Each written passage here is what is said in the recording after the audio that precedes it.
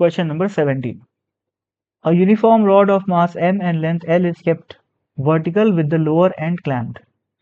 तो ऐसा कोई सीन है यहाँ पर कि ये एक रॉड है जिसको वर्टिकली रखा हुआ है अभी, और इसके लोअर एंड को क्लैम्प कर रखा है, यानी कि इस पॉइंट को। आगे, it is slightly push to let it fall down under gravity. अब क्या होगा, इसको हल्का सा ऐसे पुश करोगे तो ये रॉड ऐसे नीचे आ जाएगी, ठीक है, रोटेट करेगी। क्वेश्चन में क्या पूछा हुआ है, find its angular speed when the rod is passing through the lower it's lowest position. अब ये रॉड जब घूम के नीचे आएगी तो क्या रहेगा, ये रॉड जब यहाँ पर आ जाएगी ऐसे,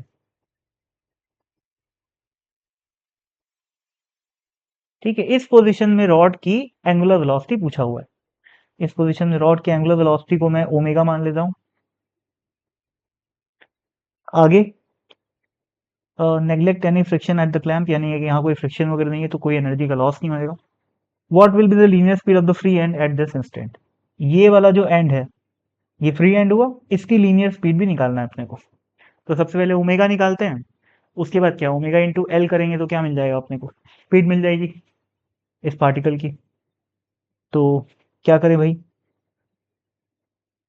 सोचो, यहाँ पर सेंटर ऑफ मास है शुरू में और बाद में सेंटर ऑफ मास यहाँ पर है, तो ये डिस्टेंस कितनी है L/2 और ये डिस्टेंस कितनी है L/2, यानी कि यहाँ से लेकर यहाँ तक की डिस्टेंस कितनी हो गई L। तो centre of mass L distance नीचे आया है। अब यहाँ पर भी है, मैकेनिकल एनर्जी कंजर्वेशन तो वैलिड है ही, तो delta K plus delta U will be equal to 0। Delta K मतलब क्या है, K final minus K initial, plus delta U मतलब क्या है, U final minus U initial is equal to 0। K final क्या होगा, half I omega square. Half आई कितना होता है रॉड का, ml²/3। इस पॉइंट के अबाउट रॉड का जो, कौन सा पॉइंट, ये वाला पॉइंट, इस पॉइंट के अबाउट रॉड का मोमेंट ऑफ इनर्शिया ml²/3 होगा। तो हाफ आई इंटू ओमेगा का square minus initial kinetic energy 0 plus इन ये जो लिखा हुआ है U S minus U I, ये क्या है, change in potential energy. Potential energy definitely घट रही है क्योंकि सेंटर ऑफ मास नीचे आ रहा है। कितनी घट रही है, -mgl, ठीक है। ये एल और स्मॉल एल एक ही है भाई, ये एल है, यहाँ पर भी एल आ जाएगा, इज इक्वल टू 0। इसको सॉल्व करोगे तो ओमेगा की वैल्यू निकल के आ जाएगी √6g/l, जो कि अपना आंसर। उसके बाद ये क्या है, एक्सिस ऑफ रोटेशन है यहाँ पर।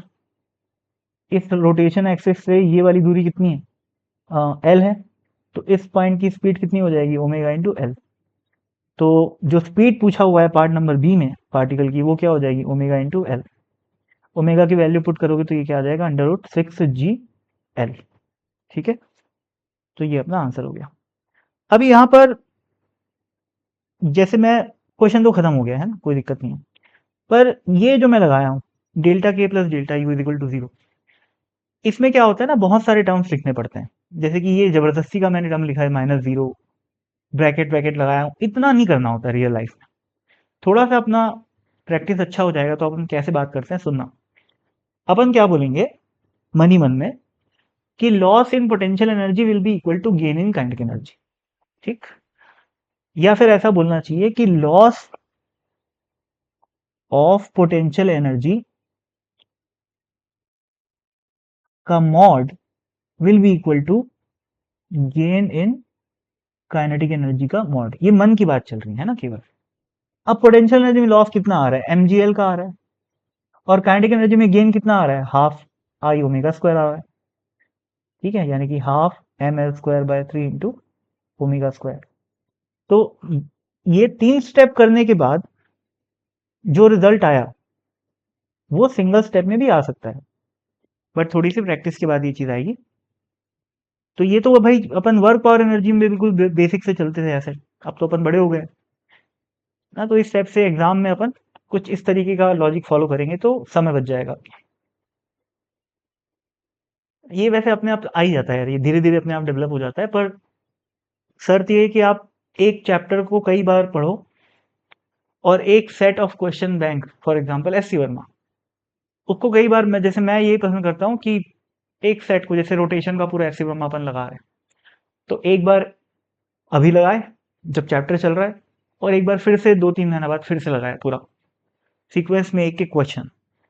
तो धीरे धीरे ये सारी चीजें दिमाग में सेट होते जाती है ना, सारे तरीके दिमाग में सेट होते जाते हैं। तो दैट्स इट।